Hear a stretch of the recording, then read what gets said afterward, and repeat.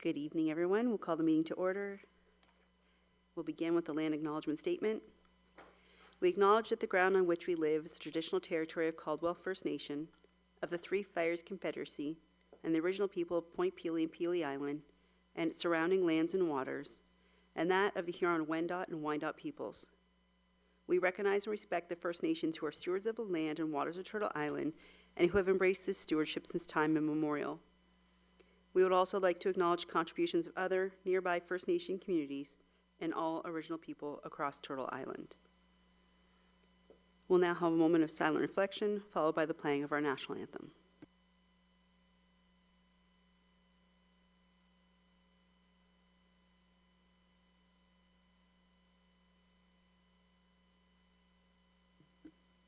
Please stand for the playing of the national anthem.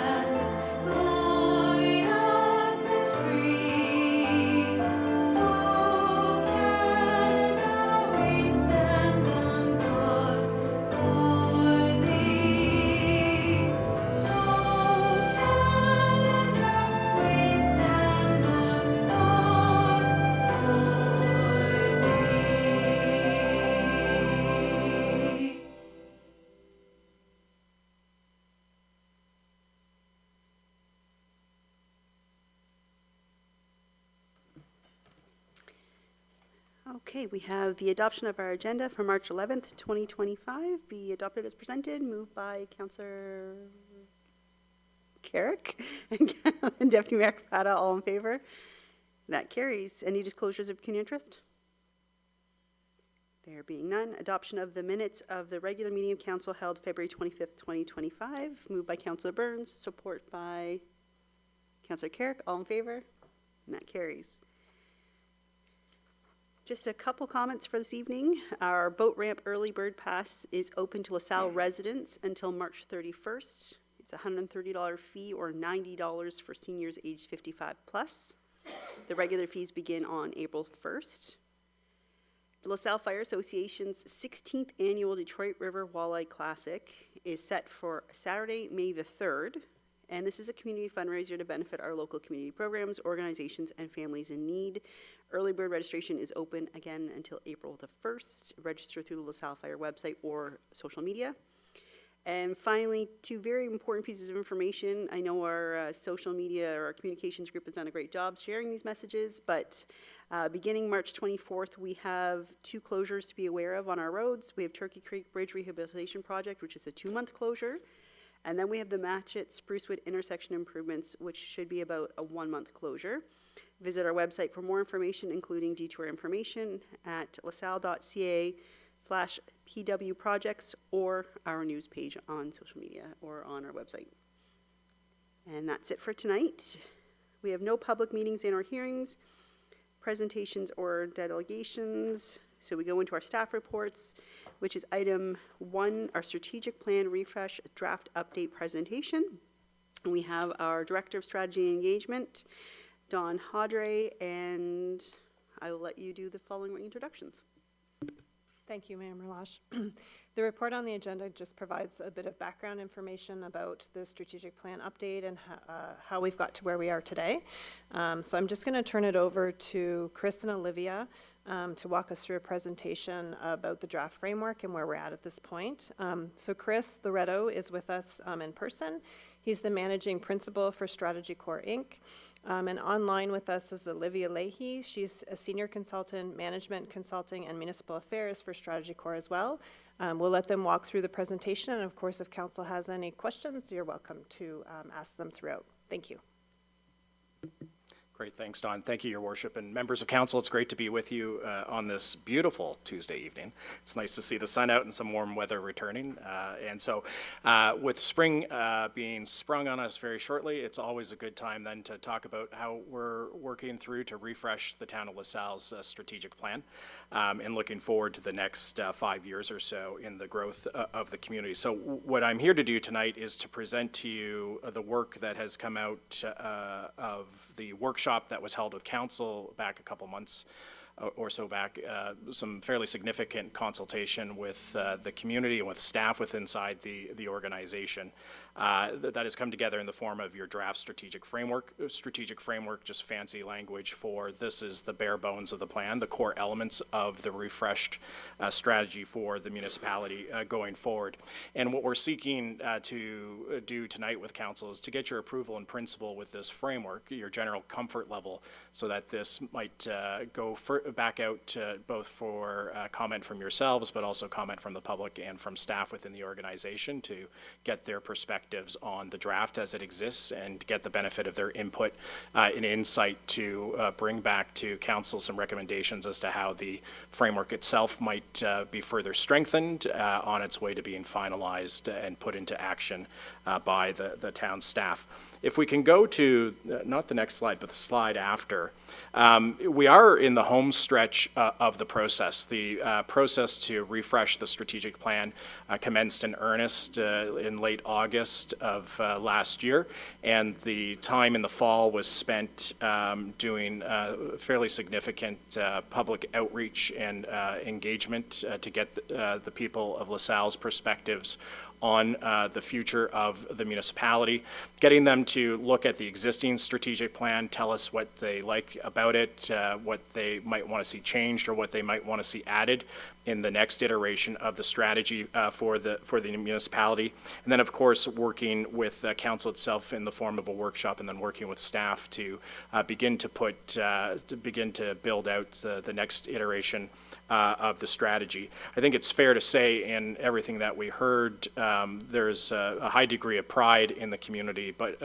and there was a high degree of comfort with the last strategy, and I think there was a general sentiment that continuing to focus in on areas around high-quality public services, building the local economy, continuing to ensure that LaSalle is a mean organization in terms of its ability to deliver public services, continue to all be priorities that are shared across the community. And so where we're at now, the next step would be to take this draft framework out for validation.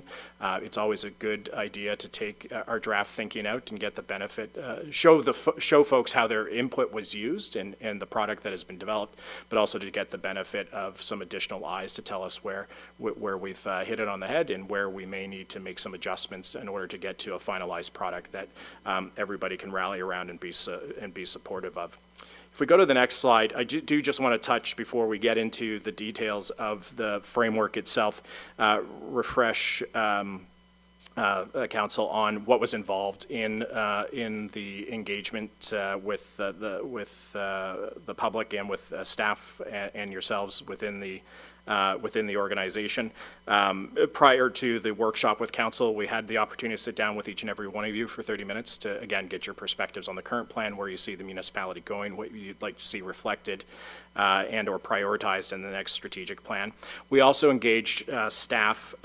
We did an all-staff survey within the organization, a fairly detailed survey, and we got a pretty good response rate from staff, and also worked with the senior staff, Joe and his team, around looking at the draft, the thinking that came out of the council workshop, trying to put more meat in the bones of that in order to get to the document that you have before you here today. And then in terms of public engagement, it was a few things. One, it's always good to go and meet people where they are. We did the usual stuff in terms of publicizing on the town's website that the strategic plan was undergoing a refresh and encouraging folks to participate in the engagement process, to provide feedback through the municipality itself. We also did external stakeholder direct interviews, but we also did a series of community pop-ups. So showing up at grocery stores and the Balmer complex and other places where folks were going to be, to not take too much of their time, but to hopefully engage folks that wouldn't otherwise participate in a process like this, to get their thoughts on the community and where it's going and what they would like to see council and the municipal corporation prioritize on a go-forward basis. We also did something that was new and different from the last time that the town developed or updated its strategic plan. We did engage Leger, the polling firm, to undertake a statistically significant and relevant survey of the town to understand folks' perspectives again on where we're at, where we've been, and where we're going to go as a municipality. We wanted to do that to make sure through the engagement process as many voices as possible and as many residents as possible could participate in the process, and making sure that we were getting to folks who don't normally participate in municipal engagement processes. And the polling results are shared with you in the report, but overall folks are very happy, and folks you really believe in the municipality and where it's going, and want to see the municipality continue to focus on what it is that it has been focused on over the last number of years, continuing to evolve that and iterate that over time as well. So if we can go to the next slide, and I'm gonna the slide after this one. Thank you. I'm going to focus on the plan on a page, and all the details are in the subsequent pages, but I'll walk us through each of the elements of the plan. But this is how the plan presents on a page, and just to refresh members of council and others of the various components of the strategic plan. Your vision, mission, values are kind of the foundation of any good strategy. These are things that shouldn't change too much over time. They may be tweaked from time to time, but the vision statement is really all about where we see the community in the future. And in this case, the time span for this strategic vision is to 2050. And the vision really is to ensure that, we build a LaSalle that is a community with an unmatched quality of life. The language is a bit different from the current vision statement, but it's the intent behind the vision hasn't changed. It's just a more succinct articulation of what it is, what we currently describe as our vision. At the end of the day, I think there's a pretty strong support for making sure that this is a place where folks, come and enjoy a high quality and an unmatched quality of life relative to where else they may choose to live and put down roots and build their lives. In terms of the mission statement, now the mission statement for an organization is important in this. It's the thing that tells the public, tells you as council, what is it that the organization's going to focus in on a day-to-day basis to help achieve that vision. And in this case, the mission really hasn't changed. The core of the mission is still about providing exceptional public services in a manner that is both fiscally and environmentally responsible. We have taken an opportunity within the document to articulate what we mean by financially and environmentally sustainable. The other piece that we've added to the mission statement is just for whom do we do this for, so that it was always implied, but we do this not just for folks that live here, but also folks that work here, and also folks that visit here and want to partake in the quality of life and the outstanding events that happen here in the town of LaSalle. The values remain the same. One small change, dedication is now there instead of passion in the current plan, but the dedication value is all about understanding and communicating the passion that staff and council have for the organization itself and its role that it plays in building this community. We have tweaked some of the wording across the values just to make some of the language more clear and tighter for everybody that comes and reads the plan, but also how we talk about the plan and communicate the values of the organization within the four walls, but also to the broader community. So that would be the foundation of the proposed refresh strategy. Now, what I want to do is kind of look at the strategic directions and goals. And so the strategic directions are, the core areas of focus. Think of it as the 4 core areas of focus where we're setting priorities, and those priorities are the goals that we're setting for ourselves. So those are the outcomes that we're looking to achieve under each of those areas of focus. What you'll notice with this plan, proposed draft of the plan as well, is that for each goal, there's a set of initiatives that have been developed and attached to each of those goals. Those initiatives are there to articulate the projects or the programs or the steps that the municipality will take to fulfill those goals.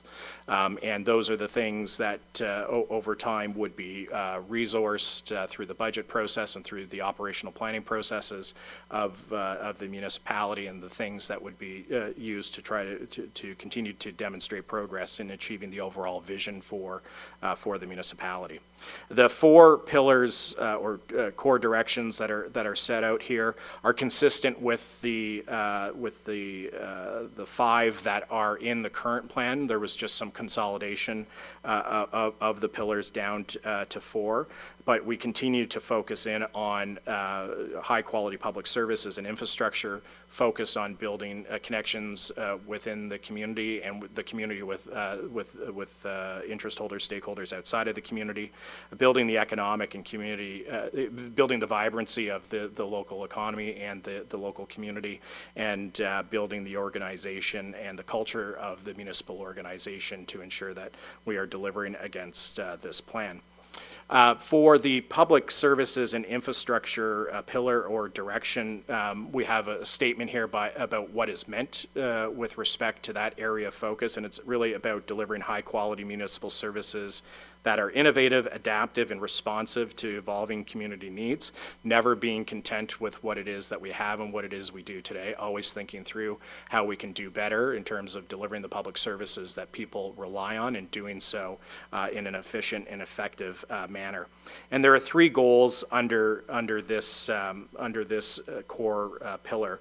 The first one is to continue to enhance and innovate municipal services and infrastructure.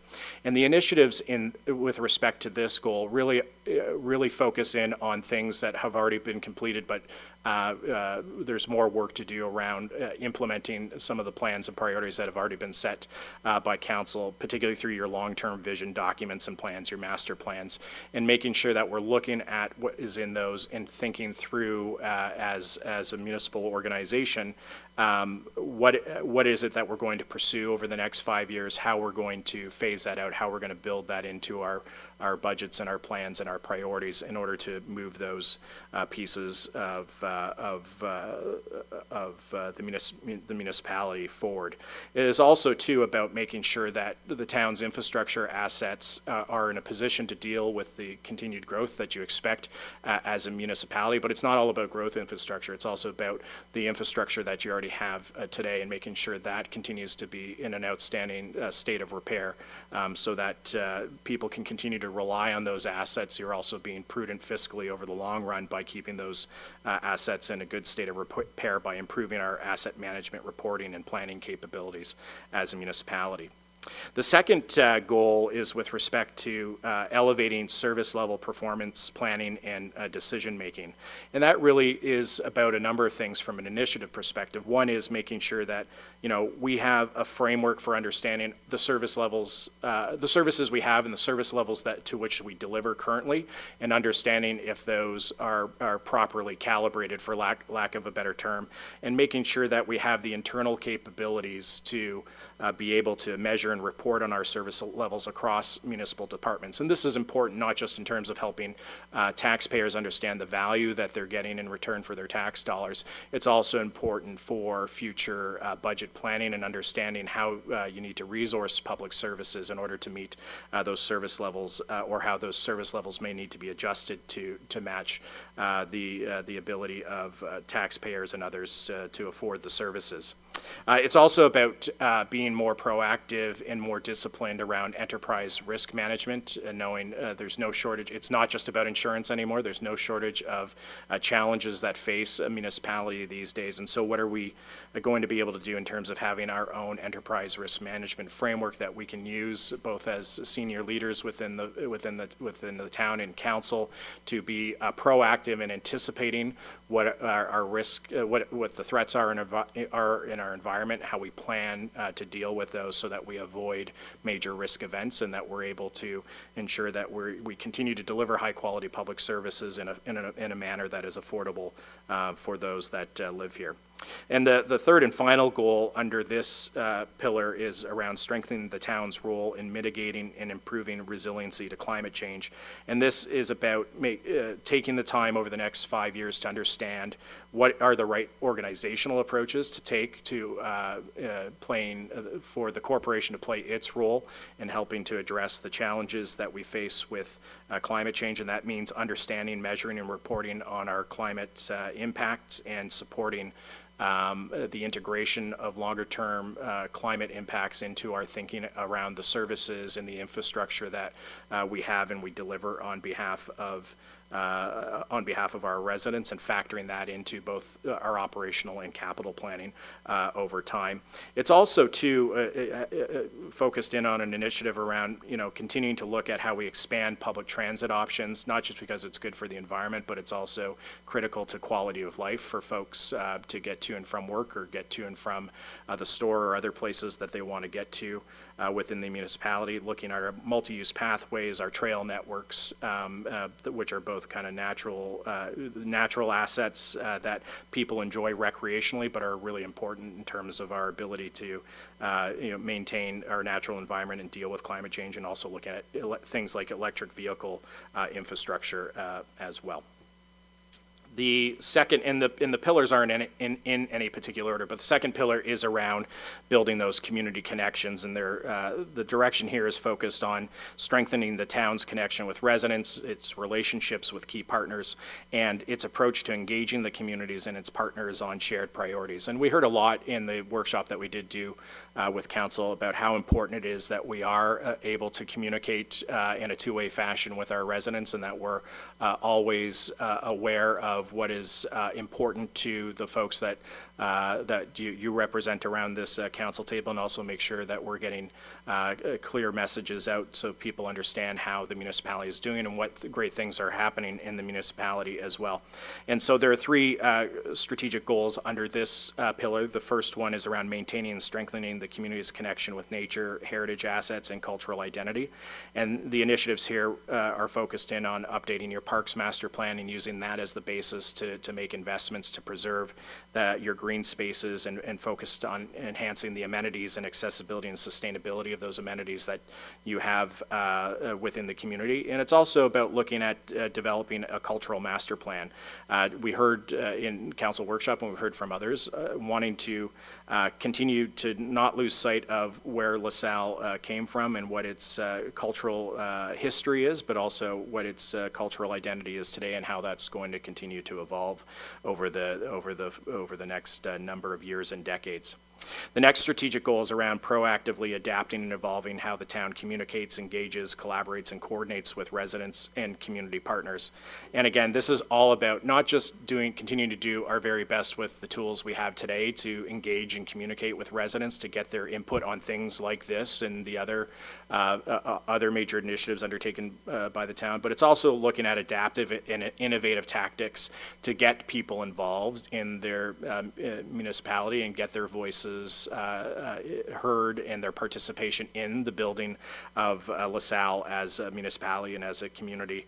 And it's also about continuing to network and supporting community partners and bringing them to the table and working with them to deliver some of the ambitions that are inherent in this strategy and other priorities that the municipality will set for itself. The last goal under this pillar is around strengthening the town's profile and engagement with other levels of government. It continues to be a feature of this plan, as it was in the last plan, that, making sure that we have good intergovernmental relationships, that LaSalle is well positioned to take advantage of funding and other resources or supports that are available from either the region or the provincial and federal governments, is going to be really important and kind of key to, ensuring that you've got the resources to achieve the ambitions in the plan, not the least of which are some of your ambitions around the economic and community vibrancy of the town of LaSalle, which is the next pillar of the plan. And this pillar is consistent with, the ambitions that are in the current plan. And this direction really is about creating the conditions that encourage local investment, help with diversifying economic growth, and foster safe and dynamic neighborhoods that attract and retain local businesses to the community. And so there are three goals here. The first one is around pursuing and investing in opportunities to spur local economic diversification. And the initiatives here include some of the work that you're already doing around advancing the development of the LaSalle Landing Project, the Front Road District, and other business districts within the community. It's also about updating your economic development strategy and continuing to work with other regional partners and agencies and local businesses to help further build out the economy here in LaSalle. The next goal is around continuing to promote and facilitate growth in diverse housing options. Initiatives here are around conducting your official plan review and streamlining permitting approvals processes, and continue to work on that as the town grows and allows for developments to happen. And it also involves looking at the housing needs of the community and understanding the role that the municipality is going to play to ensure that there's a diversity of housing options available within the town of LaSalle to meet the needs of residents that want to live in LaSalle. And then the last goal under this pillar is about promoting LaSalle as a safe and welcoming community. LaSalle is the safest community in the country. You're very proud of that fact. The initiatives here are around continuing to support your local police service and updating your town's fire services master plan, and making sure that you're working to ensure that you continue to foster in the community a sense and respect for diversity, equity, and inclusion, so that everybody feels safe and at home in the town of LaSalle. The last, but certainly not least, core direction or pillar of the draft strategic framework is around the organization and culture. And this is about ensuring the town's leadership, staff, and culture are structured and resourced appropriately to support service excellence and organizational resilience. I know it's not lost on members of council just how important it is to have good quality staff, and I know for a lot of you in your day jobs and where you work, it's important that you're able to work with good quality people to service your customers, and in this case, to service the residents of LaSalle. And so there are two goals here. One is with respect to fostering an organizational culture of engagement, communication, and recognition amongst the town staff. And that is really all about, at the end of the day, doing things that cultivate a supportive workplace, that enhance staff capacity. And when we say staff capacity, that doesn't necessarily mean more staff. It means how staff grow professionally within the organization, and the skills and competencies that they acquire over time, so that they can continue to do their jobs well. They can continue to progress through the organization, so you are keeping that promise on the public services and infrastructure to your residents. It's also about making sure that, this is an organization that supports the mental and physical health and well-being of its employees. And it's a place that people enjoy coming to work every day, and we know that happy employees are motivated employees who deliver good quality service. So, that is certainly something that is really important to continue to focus on. And the final goal under this pillar is around strengthening strategic workforce development to expand organizational skills and capacity. And this is about, encouraging professional development of your staff. It's not always just about money in terms of keeping good, high-quality staff. It's about the nature of the opportunities and how they are able to grow themselves and evolve in their careers within an organization. That is just as important, in some cases, more important than the dollars and cents. And it's also about reviewing and updating the town's approach to how you assess performance assess performance of staff, how you evaluate that, how you manage that, and use that to better support the skill and leadership development and the growth of your employees within the organization. You know, and municipalities have been battling for years a war for talent. It's not uncommon to see municipalities beside each other, rate each other for good quality staff. And so everything that you can do in addition to being, a good place that pays very well, but things that support employees in doing their jobs and doing them well and helping them feel fulfilled and growing in their roles is going to be absolutely critical for you maintaining your competitive advantage and keeping the great staff you have and attracting other great staff to the municipality. So, Your Worship, I know that was a long overview of the draft framework, but I wanted to make sure that Council had the benefit of that walkthrough, since the next step, assuming Council agrees, would be to go road test this, further road test it with yourselves and staff, but also with the general community to get their perspectives and feedback and to understand if we heard them correctly when they were talking to us about what they saw as the priorities going forward. Thank you very much for the very comprehensive presentation. Members of council, do you have any questions regarding the draft updated strategic framework? Councilor Reno? No questions. I just wanted to thank you for coming in. Today's day and age, it's very easy to Zoom in. We appreciate you coming in, and those that are tuning in today appreciate the amount of work that you've gone through. For us at the table, we've heard a lot of this and talked about a lot of this with you as part of the solution. But it's nice to air it out so that everybody gets a chance to understand the true process. So thank you very much. Thank you, Councillor. I agree. A lot of work, great job. The thing is, I guess the question is when we go out to the public, are we doing it the same way or something different? How are we reaching out? That's the question I have. So, is Olivia on the line? She Think so? was. Yes. Okay, so Olivia, Yeah, I can jump in there through you, Madam Mayor. The plan for this round of engagement is to make this the high level framework available online, and so there will be a brief survey that all members of the public can access. That'll have a bit more of a guided give people a bit more of a process to provide feedback if they want to do it that way. Also, the Play Speak will be open again, so if people just want to review it and provide comments, they can. And so that's how we'll be going to the public with the document. We're also conducting a number of staff workshops with kind of below the department head level throughout the organization to have some validation and feedback sessions there as well, so that we can both build some buy-in, but also make sure that staff are all on board and that we haven't missed anything important from their perspective. So that's the engagement plan for the validation stage as it stands at the moment. Thank you, Your Worship. I really look forward to some of the comments. If there's any additional ones, that'll be interesting to see what we're looking at. Thank you. Councilor Burns? Okay, you in your report you have strengths, weaknesses, and opportunities and threats. You really haven't addressed that.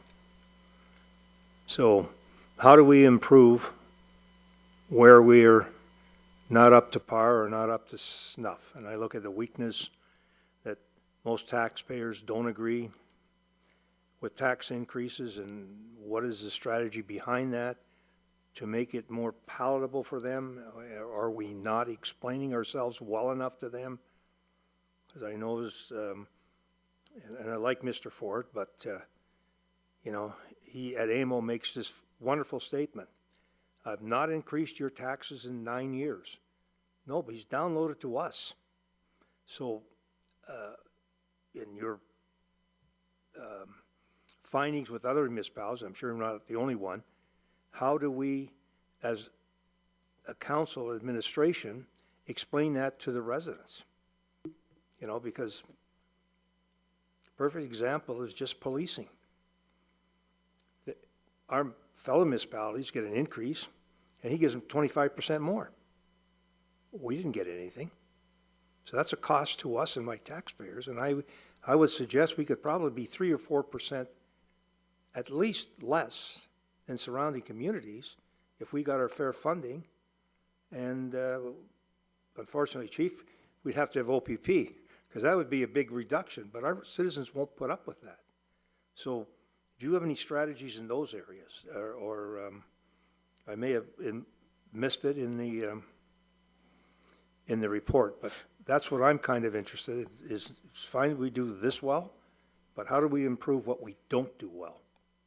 Yeah, it's through your worship, and it's a good question, Councillor. You know, we're never shocked to learn that people don't like to pay taxes, but oftentimes we find when we speak to folks, they don't necessarily do the crosswalk between what they're paying and what they're receiving in value. I think there are a number of things in the draft framework that are intended to help you as counselors and the organization better understand what it's delivering, and that will put you in a better position to help articulate to the public and communicate to the public the value that they're getting for their tax dollars. Because I think some of the polling also showed us that what people are concerned about is value, right?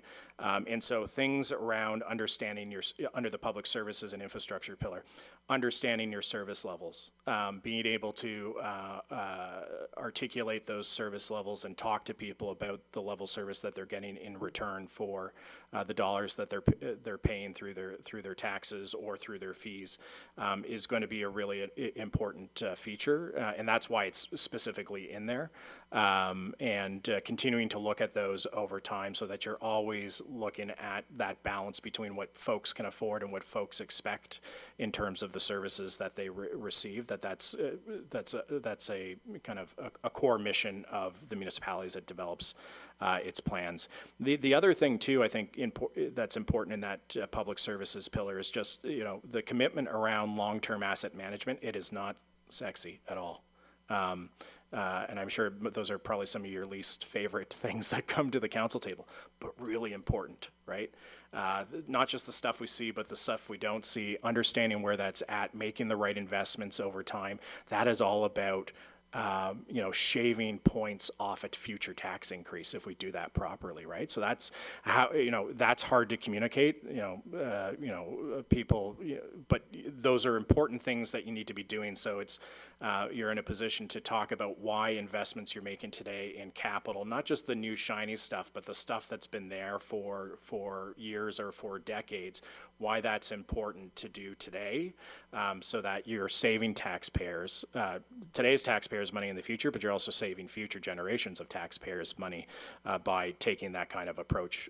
And many municipalities aren't where they need to be from an asset management perspective in order to do that, to do right by their taxpayers in that way. And then there's the whole pillar about connecting with the community, and you're not alone as a municipality in maybe feeling some frustration about how messages are or are not getting through. But all you can do is continue to work at how you do that and how you get messages out to the public and how you create a two-way dialogue with the public so that you not only understand where their heads are at, but they also understand what the municipality is doing, and they can get a firsthand sense of the value that they're getting for their tax dollars. So there's a whole, like I said, there's a whole initiative here about not just using the tools we have today, but let's think progressively about what we can do with AI or other things that are going to allow us to better get our message out to folks in the community so that they understand how we're putting their tax dollars to work on their behalf. Thank you for your response. Thank you. Any other questions or comments? No? Okay. So the recommendations that the report of the Director of Strategy Engagement Department dated February 24th, 2025 regarding strategic plan refresh draft update presentation be received. Moved by Councillor Carrick, support by Councillor Reno. All in favor? And that carries. Thank you, Chris and Olivia, for joining us this evening. Item 2 is our Parks, Recreation and Culture Master Plan Phase 1 update, and our Director of Culture and Recreation, Ms. Finero, will take that one. Thank you. Good evening, Your Worship and members of Council. Joining us this evening via Zoom is Dennis Kwan, who is a senior planner with Monteith Brown Planning Consultants, and he's here tonight to present a project status update, highlight some key findings, and discuss next steps, and answer any questions regarding the Phase 1 of the Parks, Recreation, and Culture Master Plan process. Great, thank you. Hopefully, I'm sharing my screen now, so hopefully everyone can see that. So good evening, Your Worship and members of council. Again, my name is Dennis Kwan. I'm the senior planner with Monteith Brown Planning Consultants. And as Patty mentioned, I'm here to provide a project update for the Parks, Recreation, and Culture Master Plan and to discuss next steps. So as a reminder, the purpose of the master plan is to provide the town with a strategy to guide priorities and future investments over the next 5 years, but also with taking a longer term outlook towards 2051. So the master plan will be focusing on a number of areas, including indoor recreation and cultural facilities, outdoor sports and recreation facilities, parks, open spaces, and trails, as well as community service delivery, such as policies and program areas.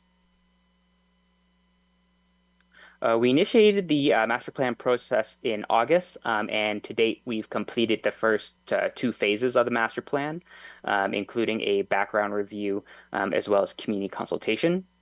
So we're now getting ready to launch phase 3 of the process, where we'll be taking everything that we've learned and the input that we've received, analyzing it and identifying what are the community needs and priorities. So all that information, along with recommendations and a strategy for implementation, will be put into a draft master plan, and it will be tested with the public at that point and finalized in phase 4. So where we are in the planning process, we don't have any recommendations to present yet, but those will be developed in the coming phase. In terms of the community, LaSalle's population is about 36,000 residents, and over the next 25 years, the town's expected to grow by about 40% to 50,000 residents, with the majority of growth expected in the Howard Bouffard Secondary Plan area. The town's population is also aging, and the community is becoming more diverse in terms of cultural background, income, and physical ability. And all these factors really influence the types of parks, recreation, and cultural needs in the community. So the master plan will aim to provide a balanced range of opportunities for all segments. There are a number of trends that we're seeing across the province that will impact how LaSalle provides parks, recreation, cultural opportunities. I won't go through all the trends in detail, but just to give you some examples of things that we're looking at and things that we're seeing in the sector. We're seeing a strong demand for drop-in and unstructured type activities to reflect the fact that people's lives are just getting so busy. There's also desire for more active and healthier lifestyles. There's a greater emphasis on reducing barriers to ensure that the opportunities are inclusive and accessible for everyone. Multi-use facilities and multi-use parks is a common best practice when it comes to facility provision. There are benefits with creating centralized locations where everyone of all ages can participate. And there's also benefits in facility construction and efficiencies with cross-programming and staffing. We're seeing emerging activities such as pickleball, and as well as we're also seeing partnership opportunities that are important to support service delivery as well. In terms of existing parkland, LaSalle has approximately 152 hectares of active parks consisting of community parks, neighborhood parks, and parkettes. So in the next phase, we'll be evaluating future park needs to ensure that there's enough parkland to meet both current and future needs, with consideration given to future growth areas such as Howard Bouffard Secondary Plan, as well as strategies to renew aging parks to reflect changing communities and neighborhoods. In terms of recreation and cultural facilities, the town is certainly punching above its weight when it comes to the range of parks, recreation, and cultural facilities that are provided. And the next phase will be assessing facility needs to identify if the town is providing the right mix of facilities, or if there are gaps or areas of oversupply, and how can we respond to future needs and where they may need to be located. We worked with staff to undertake a consultation program to raise awareness about the master plan and to encourage people to provide input. So we held a number of different consultation tools, and I'll speak to each tool on the following slides, but it will be important to keep in mind that the input that we received, they shouldn't be considered as recommendations, but input that we heard from the community. Additional consultation will also be undertaken once the draft master plan is ready. So there will be another opportunity to obtain community feedback to test the recommendations before it's finalized. So a public open house was held at the Volmer Culture and Recreation Complex in November. So it was really an opportunity to provide the public with a chance to come out and learn about the master plan and to provide their input. And it also provided an opportunity to promote the community survey that we were holding as well. So the purpose of the community survey was to really provide an opportunity to collect input from the public on participation preferences, to understand what their priorities are when it comes to parks, recreation, and culture opportunities in LaSalle. So it was available both by online and by hard copy. And we received just over 970 responses that represented 2,300 people across varied age groups. So as a part of the community survey, we asked a number of questions, including we asked the public what activities their household participated in over the past 5 years. So the top 10 activities were generally casual and unstructured activities like enjoying parks and open spaces, walking and hiking, going to community events. So these are all activities that people can do on their own time, which is consistent with the trends that we see across the province as people are looking for more of those drop-in and unstructured type events. Respondents also identified whether they supported or opposed additional public investment in improving or building new facilities. So the top 10 priorities were, again, facilities that supported the casual and unstructured type activities, such as paved and unpaved trails, acquiring parks and open spaces, as well as investing in the LaSalle waterfront. So again, these findings aligned with what we're seeing in a number of other communities as well. So we also consulted with a number of community organizations through stakeholder focus groups and interviews with various representatives. So these sessions allowed opportunities for groups to provide input, to share their experiences, and identify potential challenges and solutions as well. So we engaged about 15 organizations, from sports organizations, arts and cultural groups, parks groups, Indigenous representatives, and schools as well. We also held individual interviews with each member of council and staff, as well as three workshops, broader workshops with staff at various levels. And that provided an opportunity to gather important knowledge and experience, as well as establish buy-in for the master plan. So having reviewed all the community input that we received, we did hear a lot of common themes. LaSalle's Parks, Recreation, and Culture system is viewed as a strength of the community, not only for residents, but is also important to attract residents or visitors and economic development as well. The town's waterfront in particular was a highly valued and highly positive asset for the community, and there was support for continued investment along the waterfront. There's also a strong desire for more casual and unstructured type activities. as well as a request for new or enhanced facilities, including facilities such as indoor pool, gymnasium, pickleball courts, ice pad, an additional ice pad, arts and cultural opportunities, as well as infrastructure to support water sports as well. Inclusion was also a theme that we heard. It was felt that parks, recreation, and cultural opportunities should be inclusive of all residents and abilities, and facilities such as playgrounds should be barrier-free as well. Offering more popular recreation activities was also identified, such as indoor swimming and gymnasium-based programs. There was also support for creating and investing in multi-use facilities and spaces.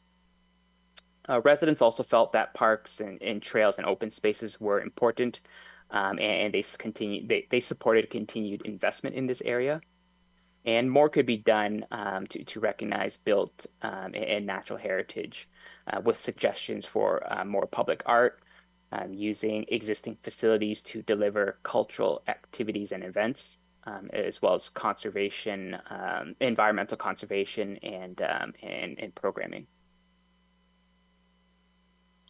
So in terms of next steps, we'll be taking everything that we've heard and learned through the phase 1 and 2, and to analyze community needs, so that the analysis and recommendations will be combined into a draft master plan. And once that's ready, we'll be back to council to present the draft before it's tested with the public.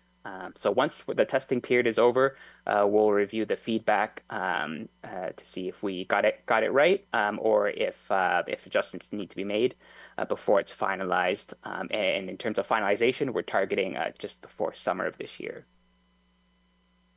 So with that, I'll turn it back over to your worship for any questions that you or council may have. Thank you very much. Members of council? Councillor Reno? Thank you, Your Worship. Just a question about your presentation. Will all the data, there's a lot of great data in there, and will that data be brought forward to the final report? If not, it's okay. My question would be, would we be able to get a copy of your slides? Because I think there's some fabulous information in there. But if it's coming down the road, I'm fine with that too. Yeah, through your worship. I think if you were referring to the consultation when we were presenting kind of participation and priorities, that is all in the report. So yes, that information will certainly be it's in the background report now, but we will also be pulling it forward into the draft master plan to support our analysis and our recommendations. Yeah. That's wonderful. That's great work. Thank you. Thank you. Thank you. Anyone else? Councillor Burns? With my experience, everybody wants everything. Nobody wants to pay for it. In your questions to the community and different user groups, or did you ask the golden question? How much are you willing to pay to have the master dream plan?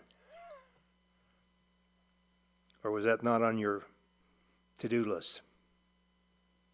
Through your worship, to the question, we do hear that a lot in terms of everybody wants everything, but nobody wants to pay for it. But we do know that there are other funding opportunities out there aside from the tax base. So there's grants, there's partnerships, there's and other funding sources. So we do hear that a lot in terms of how are we going to fund the recommendations, how are we going to fund the new infrastructure. So and that is something that we will be exploring through the master plan process. So that is coming in the next phase. So there will be some discussion in the master plan once it's developed in terms of how we're going to fund the recommendations. So it could potentially be through the tax base, but then we also know that there are other funding opportunities out there as well. Follow-up question. The province of Ontario considers us a have community. We get the least amount of funding from any level of government, and we're not very successful with partnerships. So somehow in your report, it would be prudent to show us the ways, if you have that in your ability to produce that. Thank you. Councillor Carrick? So, further up to the money-wise, I don't know if maybe it's a higher level, but as we're going forward and you go to the next phase, so PPP, public-private partnerships, to move forward, is that something after this phase we would be looking at, and when it comes to financial, or is that something on a higher level of town we should look at moving forward? Through you, Your Worship. I'm not sure who wants to answer that. I feel like Joe does. Yep. Certainly, again, the question around, amenities that are desired by the community and the willingness to pay is often at odds. There's no doubt about that, and I think we heard that as part of the presentation with respect to the strategic plan. I think one of the things that we need to realize is that much like the infrastructure that we have today, it happens over time, and folks may want 10 of this and 14 of that and 16 of that, whatever their preference might be. But ultimately, through our budgeting process and through the allocation of growth dollars as they come in through the door, that's where we have the biggest opportunity to indicate where some of the funding that we receive through growth dollars goes to help facilitate recreational opportunities. So this whole, and again, this goes against contra to what folks may believe, that as new housing and new businesses are built in the community, that all those dollars go to the bottom line, and suddenly we have this massive pot of money that we're somehow hiding from folks. The reality is that as those dollars come in, we will then begin to allocate those out to the various resources, whether they be the asset management initiative, whether it be our culture and rec side of things, whether it be the fire master plan. What this plan will do is it will identify all the things that folks are looking for, so that from a funding perspective, we can then begin to plan out how we deliver those services to the community. That's really in a nutshell where it comes from. We have been successful with some grants. We haven't recently, but we have been successful with some grants over time. I wish we were more successful. I think every CAO in the province says that, but I wish we were more successful with the grant program. But I think what the plan is meant to do is really to outline where we need to start to look and how we begin to fund some of those things. Ultimately, it becomes down to a budgetary decision at budget time. How much are we willing to put into the Parks Master Plan? The same way we make that same conscious decision as to how much we want to put into our Fire Master Plan, or our Asset Management Plan, or our trail network. And so those are all decisions that we make at budget time, and trying to balance out to say what do folks want and what is important to us as a community, and how we outlay that to the public. So it really becomes a balancing act through the budget process. What the plan does is really helps us identify what is it that folks are looking for. Ultimately, we're not going to be able to do everything in the plan on day one or even in year 5. That's just the reality. We don't. I would suspect that the list that the consultant is coming forward and developing is going to be far greater than what our current financial abilities are. We'll have to prioritize and kind of move forward with that. So I'm not saying that I don't agree, because that's how we've done it. That's how we've done it traditionally. I get it. But I'm just saying, after this is done, we need to explore other options, and things like PPP, public-private partnerships, might be an option we need to look at with how expensive everything's getting. So in order to help accommodate a lot of it, we might want to look at different avenues. I'm not saying we have to, but it might be something we want to look at just to make sure that we can make this more of a reality sooner than later if we have some actual help and we can partner, if that's even feasible in some cases. Some cases I know it hasn't been because it just didn't work, but there might be some opportunities moving forward that would help get us more of what they want and what we want. That's all. That's why I wanted to bring that up now, I guess. Thank you. Councillor Burns. Through you, Your Worship, I asked you a question, young fella. I never got a reply. I would greatly appreciate that. What are you referring to? The question was grant money and opportunities that we need that we don't get right now. So do you have a process, or is there going to be something to make us more successful in that? Through your worship, to the question, by having the master plan in place, we have experience in the past in other communities with these master plans. It does get you grant ready. So I know it was mentioned that you may not have been successful in other grants, but by having this master plan in place, it demonstrates to the province or to senior levels of government that you've already done the background work in terms of identifying gaps for facilities, for example, and that you've spoken with the community, and we've determined through the master plan that these are priorities. So you can use the master plan in your grant applications to help rationalize the need for these facilities, and we've seen these types of master plans be successful with other communities in being successful in grant applications. Thank you. I already knew that, but thank you anyways. Thank you. To be fair, I didn't ask Dennis to respond. I actually asked Joe to respond to your question. So just to sorry be about that. fair, and I think what our CEO was stating as well is that's not the point of our current part of this master plan update. It's more to identify the needs in the community or the wants. And then I believe at the end of the day, it's going to be our responsibility as council and administration to determine how we get to those goals. Mr. Milsha, do you want to add something? Just perhaps in response to the direct question, we are currently at the preliminary steps of developing a strategy on how to better position the municipality when it comes to dealing with the senior levels of government, and in particular in the grant arena. Sorry, that kind of a pun there, but in the grant environment. We are at the infancy stages of that. We're starting to have some conversations with a few consultants we have some comfort with in terms of what that would look like. We plan to be back to council with some sort of report or strategy on that. What we're trying to do is get better at aligning what we need to do, which I think the master plan will help us do, in terms of developing that listing of items that the community is looking for, and then aligning those with what provincially or federally their programs are. Traditionally, we've been a bit of build it and they will come, but we're trying to be more aggressive in that forum. And to Councillor Carrick's point, all options are on the table, whether it be through private-public partnerships, whether that be through sponsorships, whether that be through more aggressive courting, if you will, of senior governments.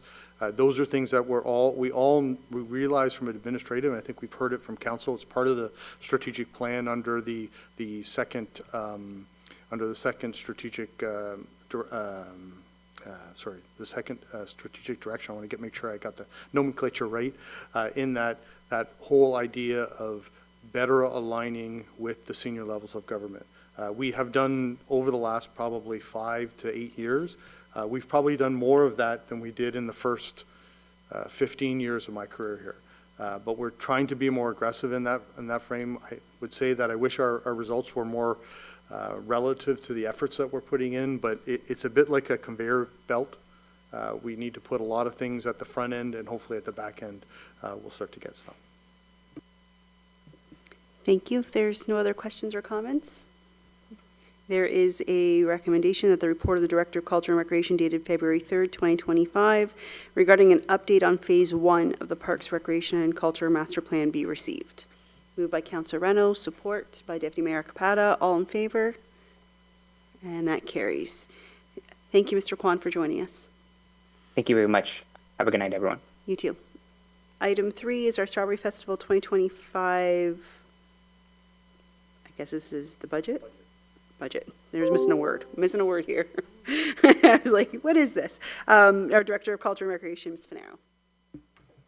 Thank you, and good evening again, Your Worship and members of council.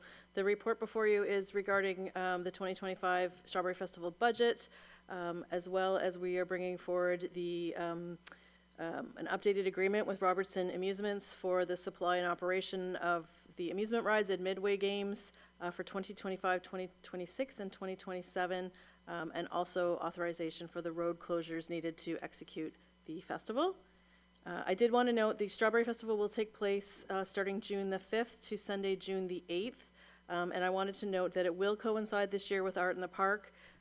We do understand the importance of trying to avoid conflicts with that event. However, this is the weekend that aligns with the availability of Robertson Amusements. Unfortunately for this year, there will be a conflict, but that won't happen again for a number of years. In order to ensure consistency from year to year, we have established a clear guideline for setting the festival dates, and it always occurs on the second weekend in June, with the first day of the festival falling between June the 5th and June the 11th. In terms of the 2025 festival budget, the direct costs associated with delivering the festival have continued to rise, which has resulted in some significant increases in expenses since 2022. Some of the key areas that we are seeing increases include this necessity to invest in a professional and dedicated first aid service to manage the range of medical situations. We've had a number of medical situations and injuries over the last few years, and so we have resumed hiring that private service. We have seen park setup costs increase, which covers expenses such as fencing, water, and electrical hookups, as well as equipment, among others. And the cost of strawberries and ice cream sales has risen, and that includes expenses like the rental of the tent and refrigeration rentals, the purchase of strawberries and ice cream and paper products, as well as the cost for the nonprofit organization who delivers the service. Recently, that organization has expressed that in order to make their participation sustainable, that they require increased compensation. We have been able to accommodate that in this year's budget, and we have been able to successfully manage the budget without increasing any of the attendee fees or significantly reducing any of the services provided, such as entertainment. And as a result, there is a modest surplus of $600. It is important to note, however, though, that while there are sufficient reserves to cover the costs in the event of a decrease in attendance, relying on these reserves is not sustainable in the long term. We will continue to explore potential sponsorships and donation opportunities to help offset the costs of the festival. However, these contributions are not guaranteed, and we cannot include them in the budget planning process. And we also want to note that as we continue to increase the number of events that we host, this could present a challenge because we want to be mindful of not overburdening the same organizations with repeated requests for support as the scope of our initiatives grow. In terms of the Robertson Amusements Agreement, we have updated it, as I mentioned, for 2025, 26, and 27, with just some small changes, including the addition of formalizing our current practice that we agreed to arrange for sewage pumping in the living quarters for Robertson Amusements. We have agreed to allow Robertson to bring a second food vendor to the carnival side of the festival. We've required that Robertson provide protective barriers for all ground utilities for the duration of the festival, and that they provide an accessible ticket booth, as well as the addition of force majeure, insurance, and indemnification amendments to the agreement as advised by our legal department. And then lastly, the road closures that are necessary for the festival would be the closure of Mike Raymond Drive from Monday, June the 2nd until Sunday, June the 8th, and then Front Road on Saturday, June the 7th for the parade from Morton Drive to Sacred Heart Drive from 9 a.m. until noon. And again, those closures would be reviewed by the special event review team prior to the festival, but they are the standard closures that we have. So in conclusion, again, we are looking to approve the budget for the 2025 festival, as well as the authorization to execute the agreement with Robertson Amusements and the approval of the road closures necessary to execute the festival this year. And I'm available should there be any questions. Thank you. Members of council, questions or comments? Councilor Rena? I just wanted to thank administration in general. In the post-COVID days, it's so easy to just say everything's up in cost. We have to put our price up. Very good work and working together in keeping the gate fee and providing the warning that this may not be enough and it wouldn't be sustainable in the future. It's all well understood, and I think it's a great thing for our residents and our visitors that you were able to do this, so thank you. Any other? I have a question. As the costs for some of these items to rent continues to go up every year, and we're starting to offer more events in the municipality, are there any things that we're considering to purchase? I know storage is always an issue, but at some point it may be worth us investing in purchasing some of these items and using them multiple times throughout the year instead of the increasing costs we're paying with rentals. Are there any of those items that we think we could handle? Thank you for the question. There have been a number of things that have been purchased in recent years that are used throughout multiple events. Some of the bigger things, like such as fencing or tent rentals, I don't think are something that we would want to consider purchasing in terms of storage. And again, I know refrigeration may be one thing that you are thinking of, that we did used to own our own refrigeration for the festival. But again, it became a problem in terms of storage, and eventually that broke down, and it just made more sense to rent it just for the small time that we do need it. What about stage? Because we use the stage at the event center, Spring Fling. I can think of probably at least 6 or 7 times throughout the year we use it. And again, I know storage is an issue. And Jonathan's probably looking at me going, no, don't buy anything, because he has to figure out a place to store it. But I just wonder if there's got to be a point where we look at it and go, gosh, rental's almost becoming unaffordable with the amount of times you use the same item. Thank you for the question. Again, I mean, we could do some analysis around the cost. We did at one point have some staging at the Vollmer for exactly that reason. It was cumbersome to set up. Beyond just the storage, it was cumbersome to set up. And I know that in terms of the staff time required, but certainly we could work with the finance department to look at what the rental costs are and if we were to purchase it and how long it would take to store and move. Again, some of those things, picnic table rentals is a great example of, and you, maybe Mr. Osborne can speak a little bit more to the types of trucking that we have available to move, but to rent it, the company we rent it from can bring in, 24 picnic tables at a time and drop them off, whereas I think we move 6 at a time. So the cost to move back and forth sometimes is prohibitive, but we can certainly take a look at that and bring you some information back. Mr. Osborne? Yeah, really not too much to add. I mean, I think if we identify something that we think would be good to purchase instead of rent, we would analyze that and bring it to council if it was a major purchase. But we are very limited on storage. We're pretty limited on, if we own it, setting things up ourselves.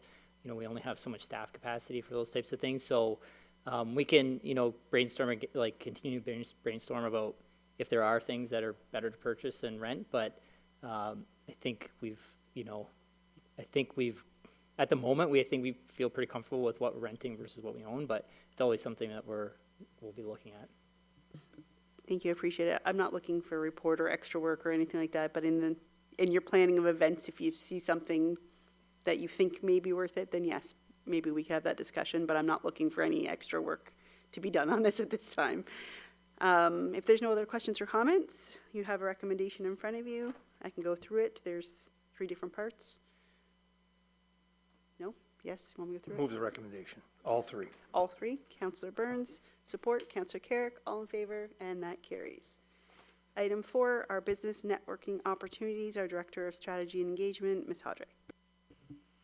Thank you. Mayor and Council, tonight I'm bringing you a report and update about the work that we've done working with the business community to try to come up with options for them to network and to work together. So after we met with the group and found that starting a Chamber of Commerce was of interest to the group, we started to do some background research and information to kind of see how that would work, how we would go forward with starting something like that. Unfortunately, as we went through, we found out that starting a chamber was not really a viable option for LaSalle. So back in 2008, the Windsor Chamber of Commerce changed their name to the Windsor-Essex Regional Chamber of Commerce. And when they did that, they changed their boundaries to include the towns of LaSalle, Essex, Kingsville, Tecumseh, and Lakeshore. So the towns of Amherstburg and Leamington were not included because they already had established chambers within their community. The mandate of the Regional Chamber of Commerce is to represent the entire region. As well, we also did have a conversation with the Ontario Chamber of Commerce, and they advised in their experience that larger chambers typically do better and have longevity for those organizations, and starting a smaller chamber isn't always a viable option. So based on these results and the information that we've learned, we think that it's not in the best interest for the town or the business community to look at that option at this time. Of course, businesses in LaSalle are always welcome to join the Windsor-Essex Regional Chamber of Commerce to take advantage of their member programs, their networking and advocacy. There's always the opportunity in the future that we could look at, or the business community could look at a business improvement area, BIA, some other type of business association, or perhaps an ambassador program, which is something that the municipality could help to spearhead. But to really just get things started and to help the community the business community to network a little bit and to get together, we are proposing that the Strategy and Engagement Department take the lead in hosting some meetings to provide those networking opportunities within LaSalle.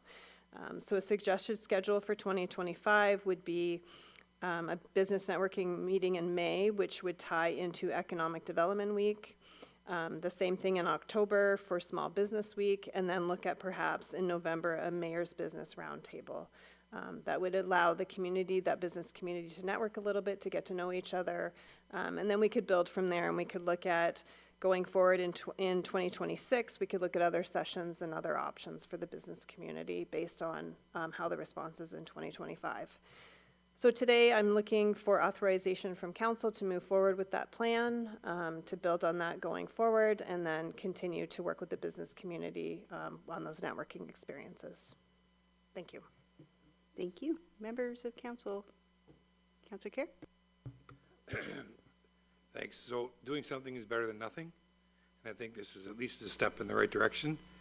And I think the May business networking meetings are awesome, and I think we need to continue that. And I think the whole goal is for us to share community within our community, businesses, so ideas, some kind of a directory eventually, and as businesses can help us do something like that too. I'm all about that, and I think we need to, I won't say anything negative about Windsor-Essex as a whole, but as LaSalle, we need to support our own. We need to start moving that forward, and I think this is a good step in the right direction. Thank you. Councilor Burns? Kind of nice for Windsor to take us over, but I guess my question to you would be, how many businesses in LaSalle, whether it's Centerline or any other business, and I probably shouldn't have said their names, but how many actually belong to the chamber? Do we know? And can we find that out? We can ask that question, absolutely. I have checked through their directory. There's not a lot of businesses from LaSalle that are members at this point in time, but it is under somebody new's running it at this point, so I think they have some different ideas going forward. But at this point, I don't think that there's a lot of businesses from LaSalle who are part of that organization. Follow up, could we get a list of them? Sure, we can ask that Just question. if they're there, are they interested in something here as a starter, I guess would be my point on that. But thank you very much for the answer. Any other questions or comments? Nope. So I think I'd like the idea, but I don't want to stop there, because I know when we started this, we realized that our business directory wasn't the best. And when we sent out letters, we struggled to get any response, because most of them, well, by email anyways, said they never received it. So we took the next steps, and Deputy Mayor Pat and I went and hand-delivered letters to all of these businesses. And so what I don't want us to do is just to end it there as far as the communication with them. And so what I'd like to see is, if we're going to move forward with this, we reach out to them, I think, in letter form again, because the email, again, I'm not sure how many actually ended up emailing in to confirm their info was correct. kind of explaining that, at this point in time, we can't create the chamber as some of them had interest in, because we did get a lot of engagement, and I don't want to think that we didn't consider their thoughts on what the next step should be, but that we're at least trying to do other things in the meantime, and then as we have these roundtables and discussions, there's opportunities there for them to maybe provide that information and some insight into maybe what they're looking for.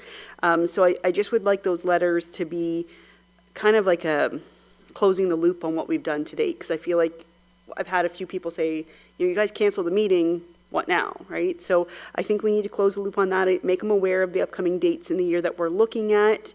And then I think we need to take an extra step with Windsor Essex Chamber of Commerce, with their new director or CAO, I believe it is, reaching out to them, and I don't have a problem doing it myself, and just letting them know that if you are representing the town of LaSalle, we need them to do a little bit of a better job acknowledging our businesses and supporting them, because right now we're hearing that they're not being supported, and if they're supposed to represent Windsor Essex, LaSalle's part of that, and it's not just Windsor.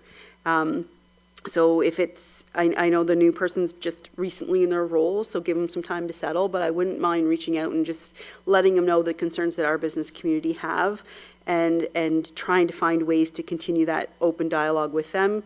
And if our businesses are at the same time, a year from now, saying we still aren't getting anything, then maybe it's time for us to look at, okay, maybe we get that business community together again, and is this time for us to do the BIA? Is this time for us to take another step in a different direction, because we're not getting anywhere, we're not being acknowledged? So I don't want to just end it here. I want to make sure that, I love the idea of the meetings and the roundtables, but I want to just make sure that all of our local businesses are aware that we are working with them, we're here for them. Most importantly, we want our residents to be able to access them, and so again, kind of keep on them to provide us with their updated contact information and continue to support them any way we can. So if we can do that letter, I would really appreciate it. Yes, for sure, absolutely. We do need to follow up with everybody who was part of those sessions, so we'll definitely do that. And going forward, I hope this grows and develops and becomes something else too. Obviously, it's based on the businesses and their involvement too. And with the business directory, I think what I've come to learn, which I've heard from other municipalities, is you don't get a lot of response from the businesses, so you kind of have to do it yourself. So we're trying to figure that out. There are some municipalities who have summer students who actually go business to business to gather that information, to update the site. So that is something that we're looking at possibly doing in the future. With the website upgrade, there is a bit of change to the business directory too. It looks a little bit nicer. It's a little more user-friendly. So that's a bit of a change that's coming forward, but definitely we haven't forgot about the business directory. We're updating as much as we can and as much as we know at this point. But that's definitely a focus going forward to ensure that we continue to work on that. And perhaps, as Councillor Carrick suggested, at some point maybe there's a printed directory that goes out that the businesses pay into to be part of, that we can actually have like a hard copy around as well too. So, and there's advertising opportunities, shared advertising opportunities that we can look at as well in the future. Great, thank you very much. The recommendations in front of you. Moved by Deputy Mayor Capata, support by Councillor Reno. All in favor? And that carries. Item, oh no.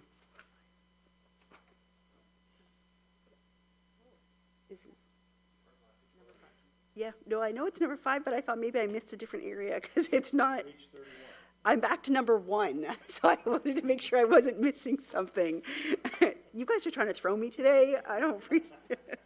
No, item 5, part lot control exemption for Huron Acre. Our Manager of Planning Development, Ms. Bursick. Thank you, Your Worship, and good evening, members of council. So we've received an application for part lot control exemption for the subdivision known as Huron Acres. There's 9 lots that are being involved, which are located on Vel Lane and Silver Leaf Lane. And this is, if you're just not sure of the location of this subdivision area, it's just west of Huron Church Line, just south of the road you may be more familiar with, Forest Trail Crescent. So, February 2024, the County of Essex did grant final approval for the plan of subdivision. And now for these 9 lots, the developer is coming forward and requesting part lot control.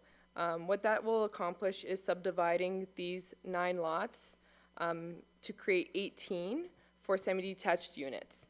And I just want to explain that was always in the plan. This is a normal process. So they're just coming forward for this part lot control request. And other than that, I'm happy to answer any questions you may have. Thank you. Councillor Rena. Thank you, Your Worship. Just with the change to 45-foot frontages, I just want to be ensured that there will be no single-family homes on a 45 lot. They'll all be semis, correct? So through you, Your Worship, the 9 lots that are identified for the semi-detached units for part lot, they are all planned for semis, not singles. There are some of them that front Huron Church line that will be singles, but the ones I was speaking to particularly for this part lot are for semis. Okay, I appreciate that. Thank you. Councillor Carrick. I'm going to move the recommendation. Any other questions?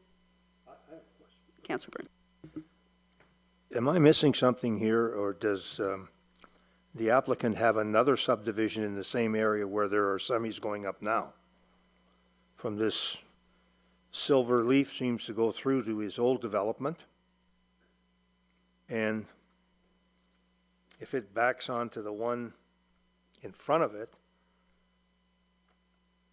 this Villa Lane, there seems to be semis going up already there. But I'm not sure. Because Huron Church is the front of it, right? Because on Correct. Huron Church, there is nothing. But when you take the Silver Leaf, it goes through right now into his previous development. And where this Via Lane is, there's houses already up in there. And they're semis. Is that correct? Through Your Worship, so if the houses are already constructed, Yeah. part lot control is simply dropping the lot line down through on the party wall between the units, so that they Okay. can each individually be sold off. Yeah. Because when you go on the left side, they're almost built out, and he's building something, I don't know, I'm gonna say that's on north and south, he's building 3 or 4 units in there now. So that's, okay, correct. Thank you very much, just for the explanation. Moved by Councillor Carrick, supported by Councillor Burns. All in favor? That carries. And then we move into item 6, application to remove the holding symbol at 1680 Sprucewood. Yes, thank you again, Madam Mayor. So this is an application for removal of a holding symbol, as mentioned, 1680 Sprucewood, which is located on the northwest corner of Newman and Sprucewood. And this is coming forward due to the result that the developer has come forward with a site plan control application, which we have been working with them on.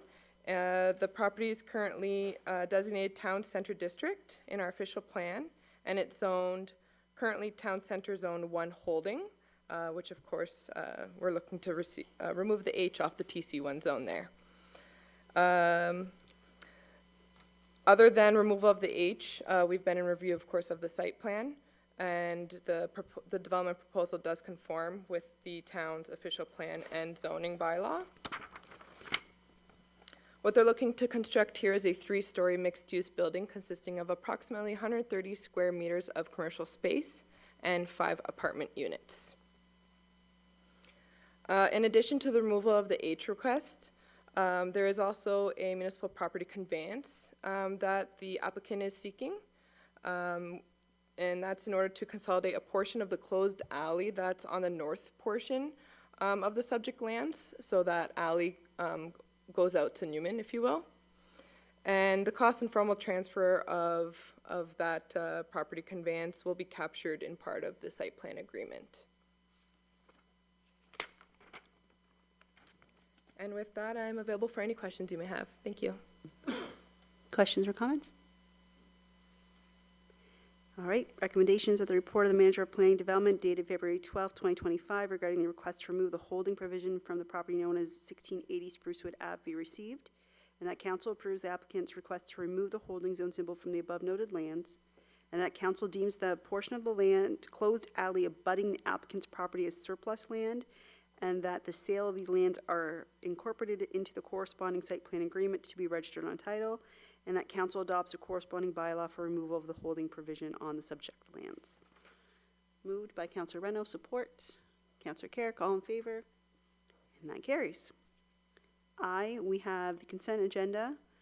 We have 3 items in there. Anyone want to pull anything out to speak to it directly? There being none, Deputy Mayor Capetta? Yes, Your Worship, if I could pull out 2B, Canada and Ontario negotiations on USA trade, if I understand that that's an option. Yep, so we'll pull that out, and in the meantime, if we can get an approval to receive the other items, Councillor Carrick, Councillor Reno, all in favor? That carries. Deputy Mayor Capetta? Thank you, Your Worship. I'd like us to speak to this, and I'd like us all also to support this. I think that as Canadians and as border persons and close to the border, I always am disappointed that it takes somebody else to point out shortcomings that we have ourselves. That we have interprovincial barriers that stop the flow of BC alcohol coming here, that stop the flow of things made in our area going someplace else, and that finally we are recognizing that some of the impediments to doing business are our own and that we should remove them. So I want us not only to receive, I'd like us to support this as well. If nothing the past few weeks have taught us is that we have to get our own house in order, because if we don't, there's somebody else that's coming after the entire house, Your Worship. Thank you. I agree. It also matches up with what we've done here at council the last few weeks, so supporting it makes sense. Any other comments on it? All right, so a motion to receive and support. Deputy Mayor Capetta and Councillor Reno, all in favor? That carries. Item J1 are committee matters, our county council highlights for February 19th, 2025. Any comments, questions? Motion to receive. Okay, so we have a motion to receive, and if I can get a supporter before I call the question, Councillor Reno. I just want to comment on something real quick. At the last meeting, we approved funding at the county level for a membership to the Border Mediators Alliance. I don't know if anyone had a chance to kind of learn about that. So at a meeting a little about a month and a half ago, Deputy Mayor Capetta made me aware of the Border Mediators Alliance that Mayor Dilkins had initiated, the City of Windsor, and would eventually draw in mayors from across Canada. I joined the group, and it has grown immensely in the past month. And so what the county has decided to do is to give us the funds for our membership fee. So it's paid at the county level, but we have representation of each of our municipalities. So I will continue to go to those meetings. When unable to, Deputy Mayor Capetta will join. And it really is a good information, as well as they're providing us with some support and some tools to be able to implement them in our own communities, as well as outreach if we need to. They provide a service who is creating summary of reports twice a day regarding tariffs. So in the morning and at the end of the day, we get a report showing us what's happened, conversations that's been had, but what each of our provinces are doing as well. So it's not just focused on Ontario and our borders here. It's really giving us a good idea of what we are doing across Canada during these tariff conversations. So we'll be sure we can share information with you guys along the way. It so far, I think, has been a really good group that we have joined. It's kept me informed, but it also has taught me a lot about what is going on in other areas of Canada, and really helped me understand some of this tariff talk in other communities. We in Windsor-Essex are quite unique. I think they said in that presentation that we are the 3rd most affected region in all of Canada with the current tariff talks. So it's a really important group to be a part of. The conversations are extremely important, but even beyond that, it's giving us that opportunity to speak with the premiers as well as the Prime Minister, and giving us that outreach that we may have not had before. So we'll continue to update as things go on, and reevaluate. I believe it's supposed to be in about 6 to 8 months, we'll reevaluate if we'll continue with the Border Mediators Alliance, if it's been beneficial to everybody, and so I will bring it back to you at that time as well. So with that, Councillor Burns? I would hope that we could put something on our Facebook that you're involved in that, and update through even the community page what's going on, because we certainly don't want our business leaders in LaSalle, as well as our residents, to feel that we're just sitting on our hands here. So I think it's a very important thing, because if Mr. Trump has his way, we won't have Windsor Chrysler here. It'll be gone. Every plant will be gone.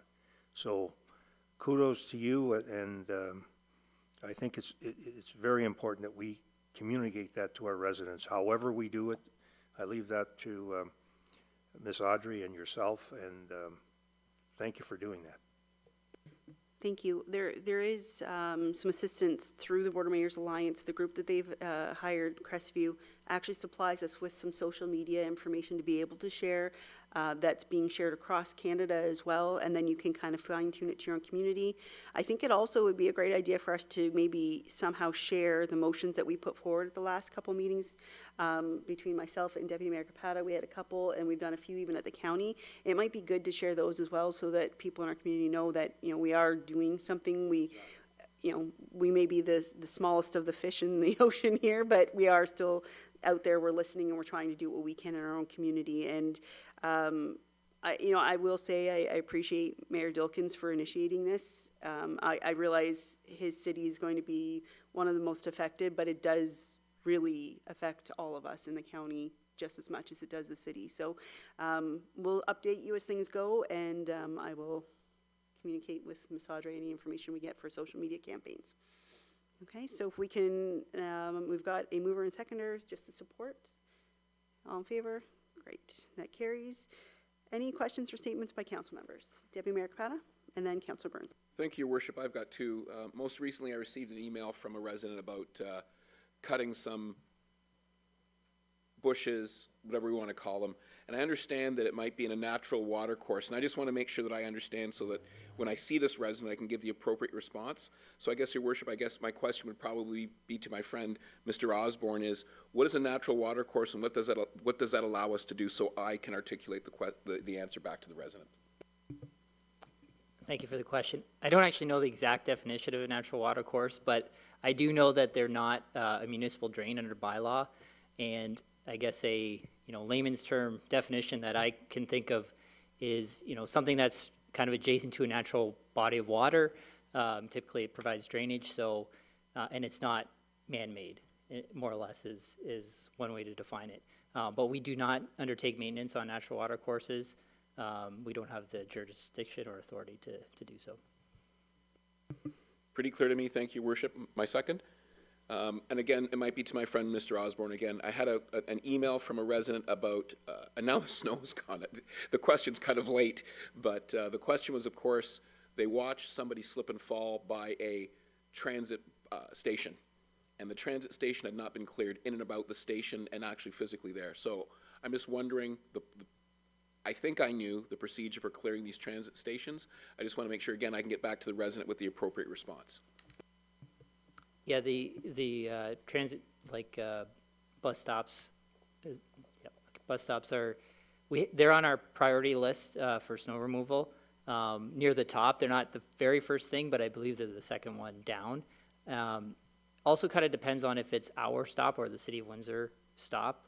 I think they have a different schedule for clearing their stops versus our stops, so that might depend on how soon someone might get to it.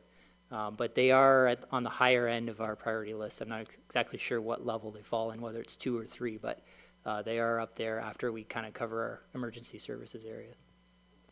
Those are my questions. Thank you, Your Worship. Through Your Worship, to whoever may want to add it, there's been some cutting that I'm aware of from a resident in Burnett Park.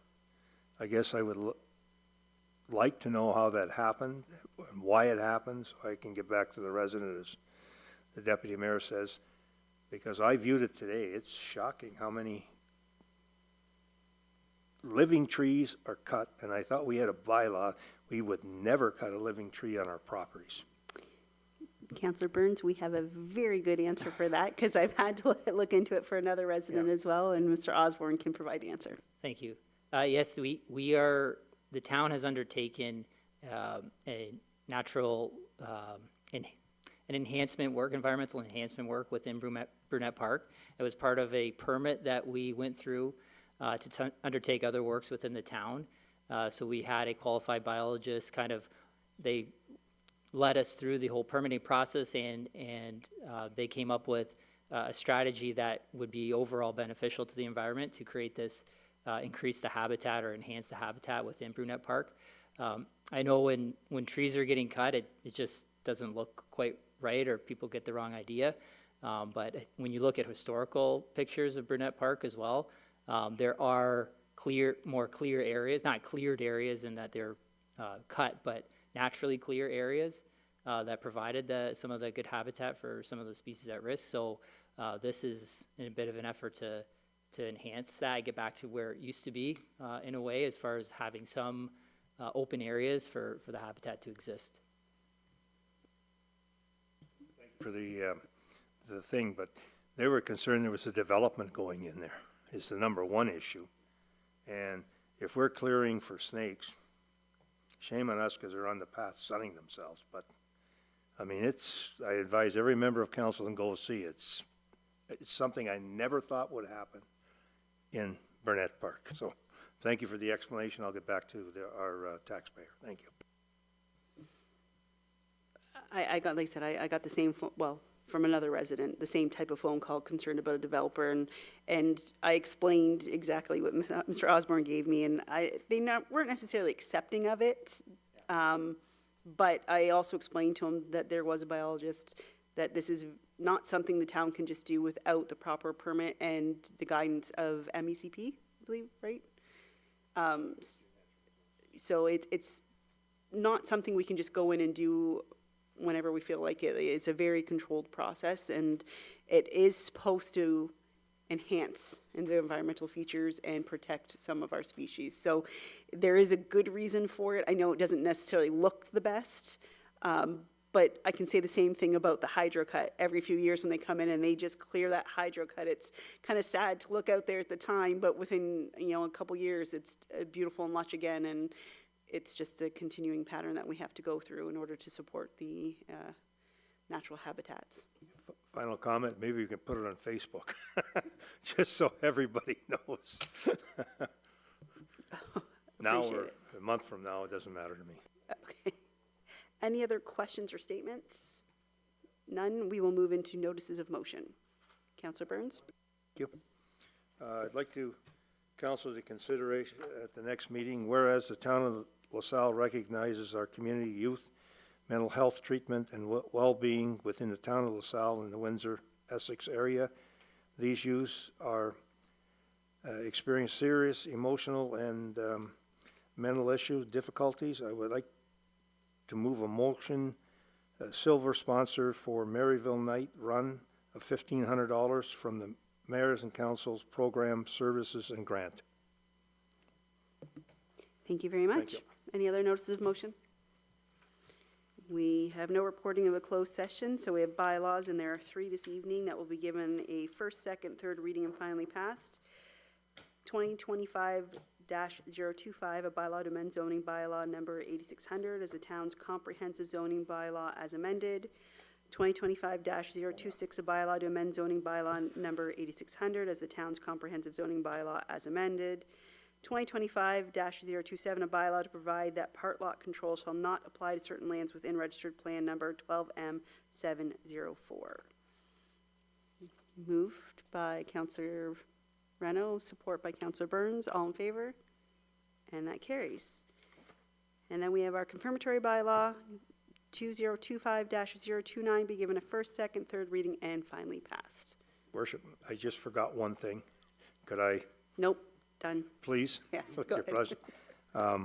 The library board would like to inform people our library has made a major step forward in allowing residents to access the library needs through a QR code. I gave Mr. Militia, our CEO, a copy of that. What that will allow you to go is to Indico or any store where you're looking to buy a book.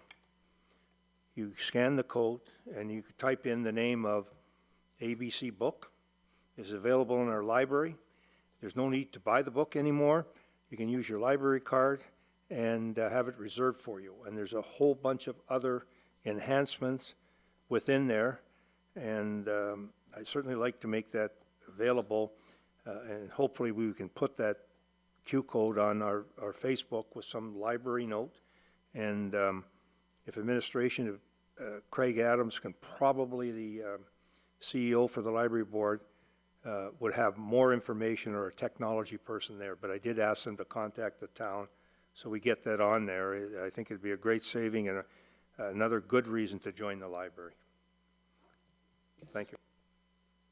Okay. We're good with it. That's it. So our confirmatory bylaw moved. Councillor Reno, support. Councillor Burns, all in favor? That passes. Schedule of meetings are listed below. Thank you for joining us tonight, or on Zoom if you were there. Have a good night.